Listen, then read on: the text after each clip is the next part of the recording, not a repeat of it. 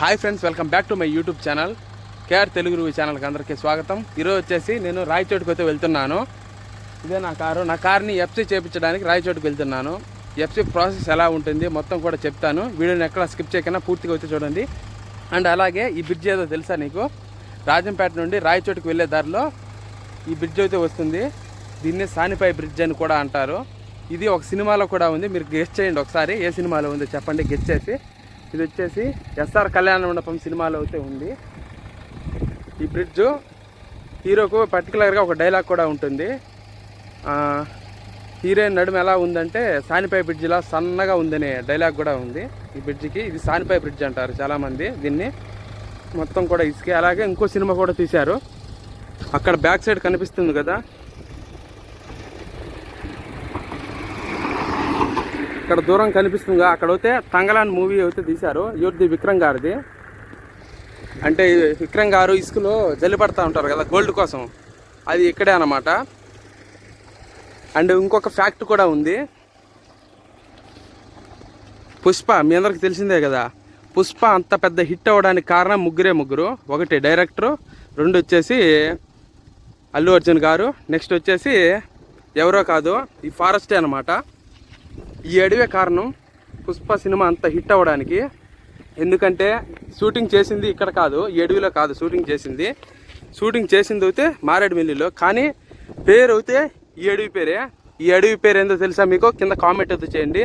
ఈ అడవి పేరే శేషాచల ఫారెస్ట్ అంటారు. ఇది శేషాచల ఫారెస్ట్ అంటే రాజంపేటకి రాయచోటి మధ్యలో ఉండేది శేషాచల ఫారెస్ట్. ఇక్కడే ఎక్కువగా మీకు ఎర్రచందనం దొరికేది, ఇక్కడే స్మగ్లింగ్ కూడా జరిగేది ఇక్కడే అన్నమాట. ఈ కథ ఆధారంగానే మీకు పుష్ప సినిమా అయితే తీశారు. అందువల్లే మీకు అంత బ్లాక్ బస్టర్ అయితే అయింది. మనకి ఇంత పెద్ద బ్లాక్ బస్టర్ అందించింది ఈ ఫారెస్ట్.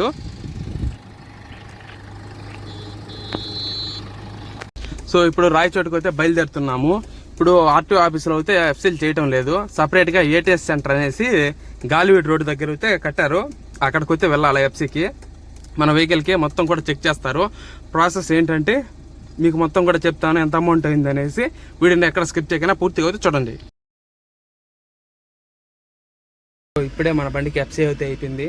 ఎఫ్సీ పేపర్ కూడా ఇచ్చేసారు. ఇప్పుడు నేను బండి తీసుకుని ఇంటికి, ఇదే మన ఎఫ్సీ పేపరు వెహికల్ది.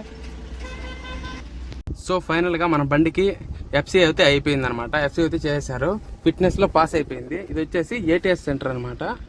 చూడండి, Annamayya district vehicle fitness centre, government approved automated testing centre అనమాట. దీన్ని ఏటీఎస్ సెంటర్ అంటారు. ఇది రాయచోట్లో ఉంది, కడపలో కూడా ఉంది. మేము రాయచోటుకి అయితే వచ్చాము. ఎక్కడికైనా వెళ్ళొచ్చు అంట రాజంపేట వాళ్ళు. కడపకైనా వెళ్ళొచ్చు, అండ్ వచ్చేసి రాయచోటుకైనా రావచ్చు. అందుకని నేను రాయచోటుకి అయితే వచ్చాను, ఇక్కడ ఖాళీగా ఉంటుందని. సో మన వెహికల్కి అన్నీ కూడా పర్ఫెక్ట్గా అయితే ఉన్నాయి. మన వెహికల్ అయితే పాస్ అయితే అయిపోవడం అయితే జరిగింది. ఇది రాయచోట్ల గాలివీడ్ రూట్కి కొద్దిగా దాటుకున్నాక అయితే వస్తుంది ఏటీఎస్ సెంటర్. సో ఈ వీడియో మీ అందరికి నచ్చింది అనుకున్నాను. ఈ వీడియో కూడా మీకు నచ్చినట్టయితే లైక్ చేసి మన ఛానల్ సబ్స్క్రైబ్ అయితే చేయండి. అండ్ ఎఫ్సీకి ఎంత అయిందని చెప్తున్నాను కదా. ఇన్సూరెన్స్ వచ్చి నా వెహికల్కి 16,000 అయితే అయింది. అండ్ పొల్యూషన్ వచ్చి 200 అయితే అయింది 1 ఇయర్కి.